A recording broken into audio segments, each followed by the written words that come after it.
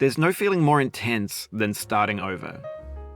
If you deleted your homework the day before it was due, as I have, or if you left your wallet at home and you have to go back after spending an hour in the commute.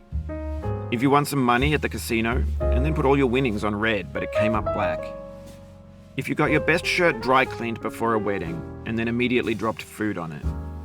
If you won an argument with a friend and then later discovered that they just returned to their original view. Starting over is harder than starting up. If you're not ready for that, like if you've already had a bad day, then what you're about to go through might be too much. Feel free to go away and come back. I'll be here. Alright, thanks for coming with me on this trip.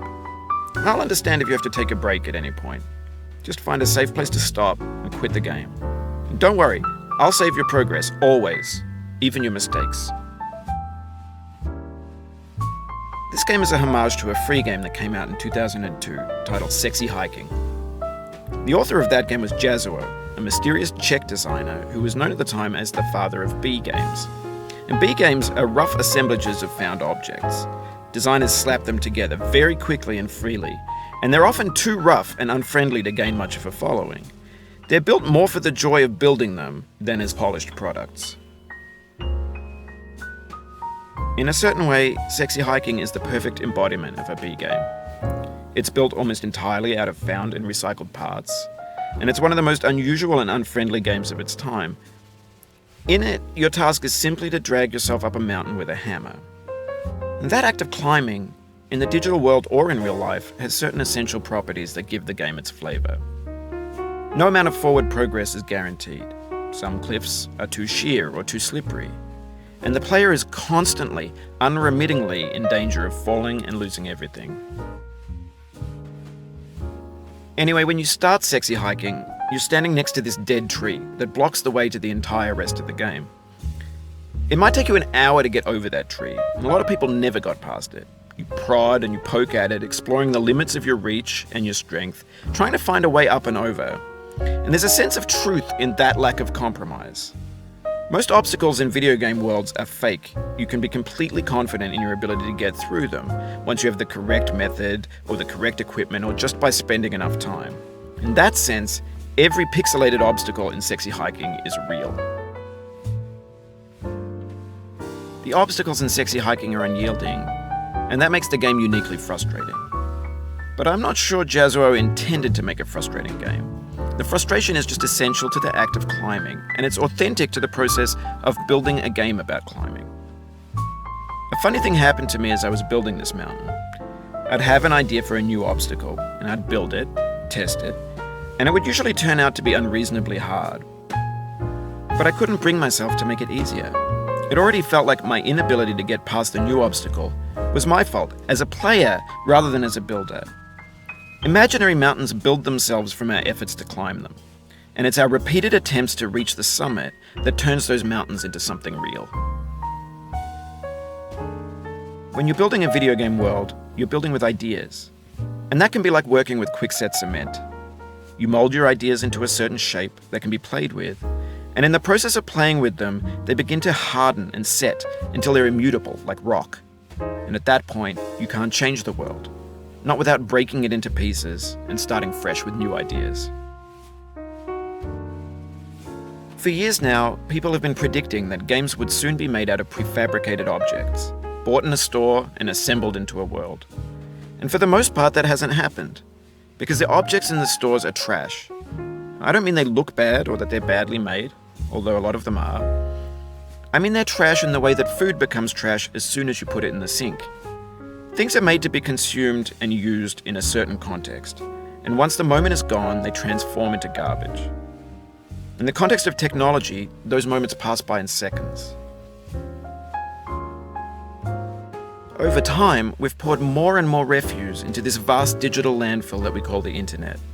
It now vastly outnumbers and outweighs the things that are fresh and untainted and unused.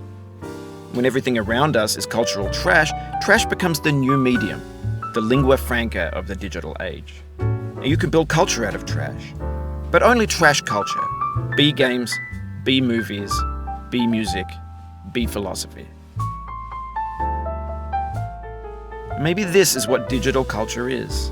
A monstrous mountain of trash, the ash heap of creativity's fountain. A landfill with everything we ever thought of in it. Grand, infinite, and unsorted. There's 3D models of breakfast, Gen X's fanfic novels, scan magazines, green screen Shia LaBeouf, banned snuff scenes on LiveLeak.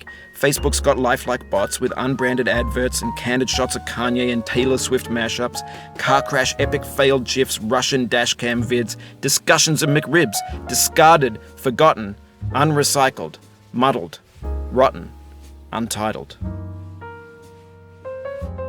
Everything's fresh for about 6 seconds, until some newer thing beckons and we hit refresh. And there's years of persevering disappearing into the pile, out of style, out of sight. In this context, it's tempting to make friendly content that's gentle, that lets you churn through it but not earn it. Why make something demanding if it just gets piled up in the landfill, filed in with the bland things? When games were new, they wanted a lot from you. Daunting you, taunting you, resetting and delaying you. Players played stoically. Now everyone's turned off by that. They want to burn through it quickly, a quick fix for the fickle, some tricks for the clicks of the feckless. But that's not you, you're an acrobat. You could swallow a baseball bat. Now I know, most likely you're watching this on YouTube or Twitch, while some dude with 10 million views does it for you, like a baby bird being fed chewed up food. That's culture too. But on the off chance that you're playing this, what I'm saying is, trash is disposable, but maybe it doesn't have to be approachable. What's the feeling like? Are you stressed? I guess you don't hate it if you got this far. Feeling frustrated? It's underrated. An orange is sweet, juicy fruit locked inside a bitter peel. That's not how I feel about a challenge. I only want the bitterness. It's coffee. It's grapefruit. It's licorice. It feels like we're closer now. Composer and climber, designer and user. You could have refused, but you didn't. There was something in you that was hidden, that chose to continue. It means a lot to me that you've come this far, endured this much. Every wisecrack, every insensitivity, every setback you've forgiven me is a kingly gift that you've given me. We have the same taste, you and I. It's not ambition, it's ambition's opposite. An obdurate mission to taste defeat. You'll feel bad if you win, so I put this snake in for you. Have you thought about who you are in this? Are you the man in the pot, Diogenes? Are you his hand? Are you the top of his hammer? I think not.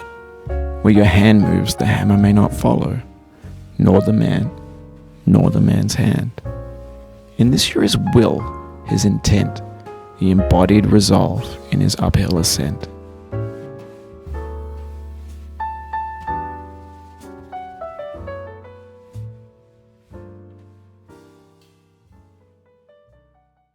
Now, you've conquered the ice cliff, the platforms, the church, and the rectory, the living room and the factory, the playground, the construction site, the granite rocks, and the lakeside. You've learned to hike. There's no way left to go but up, and in a moment I'll shut up. But let me say, I'm glad you came.